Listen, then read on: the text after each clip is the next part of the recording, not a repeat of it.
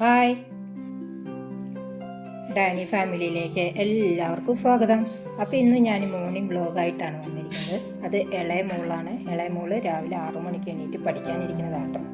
അപ്പം ഞാൻ എന്താ ചായയൊക്കെ കുടി കഴിഞ്ഞ് ഇഡ്ഡലി വേവിക്കാനായിട്ട് വെച്ചിട്ടുണ്ട്. ഇഡ്ഡലിയുടെ കൂടെ സാമ്പാറോ ചട്നിയോ ചമ്മന്തിയോ അതൊന്നും അല്ല അവർക്ക് ഇഷ്ടം. മക്കൾക്ക് തക്കാളിക്കറി ഉണ്ടെങ്കിൽ വേറെ ഒന്നും വേണ്ട കേട്ടോ. അപ്പോൾ തക്കാളിക്കറി വെക്കാമെന്ന് വിചാരിച്ചു. തക്കാളിക്കറി ആകുമ്പോൾ പെട്ടെന്ന് പണിയും കഴിയും.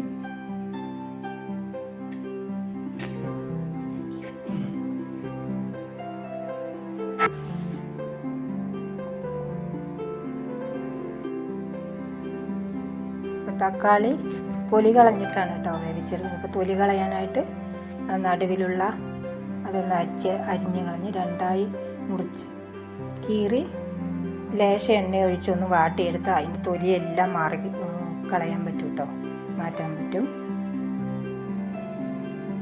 അല്ലെങ്കിൽ ഈ തൊലി ഇരുന്നാൽ നമ്മുടെ കുടലിലൊക്കെ പോയി കുടലിലൊക്കെ ഒട്ടിപ്പിടിക്കും കേട്ടോ. അതുകൊണ്ടാണ് ഈ തൊലിയൊക്കെ റിമൂവ് ചെയ്ത് കളയുന്നത്.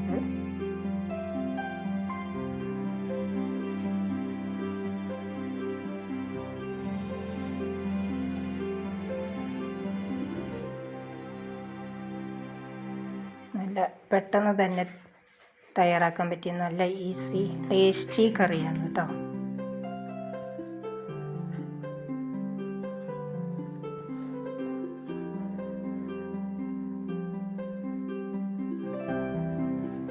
അപ്പോൾ അതെല്ലാം പാടി വരട്ടേതാ മോള് പഠിച്ചുകൊണ്ടിരിക്കുന്നത്. അപ്പോൾ ചേച്ചിയുടെ കൂടെ പഠിക്കണമുണ്ട്, കളിച്ചും കൊണ്ടിരിക്കുകയാണ്. അപ്പോൾ തക്കാളിയെല്ലാം വാടി വന്നിട്ടുണ്ട്. നമുക്കത് സവോളയെല്ലാം ചേർത്ത് ഇത് കറിയാക്കി എടുക്കാം.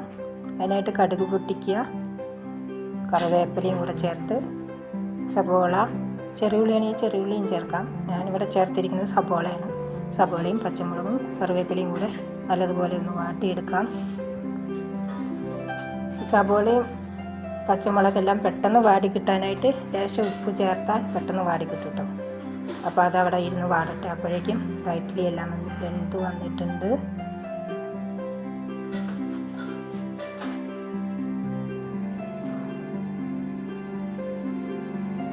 സവോള എല്ലാം വാടി വന്നിട്ട് അതിലേക്ക് നമുക്ക് പൊടികൾ ചേർത്ത് കൊടുക്കാം. മസാലകൾ മല്ലി, മുളക് പൊടി, മഞ്ഞൾപ്പൊടി ഇത് മാത്രമാണ് ചേർത്ത് കൊടുക്കുന്നത്. അപ്പോൾ അതെല്ലാം ചേർക്കുമ്പോൾ പാകത്തിന് ഉപ്പാക്കി വാട്ടിയെടുക്കണം.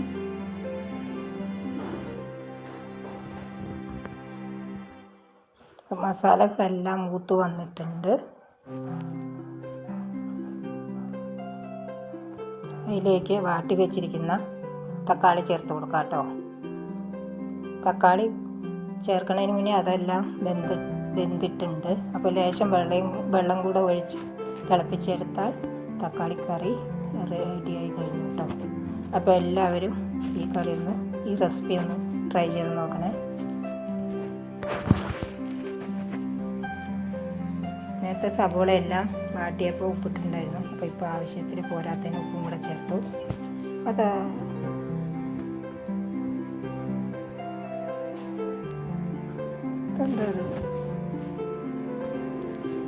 അപ്പോൾ ഇത്രയേ ഉള്ളൂ ഇന്നത്തെ വീഡിയോ. ഈ വീഡിയോ ഇഷ്ടമായിട്ടുണ്ടെങ്കിൽ അല്ലെങ്കിൽ ഈ റെസിപ്പി ഇഷ്ടമായിട്ടുണ്ടെങ്കിൽ എല്ലാവരും ട്രൈ ചെയ്ത് നോക്കണേ.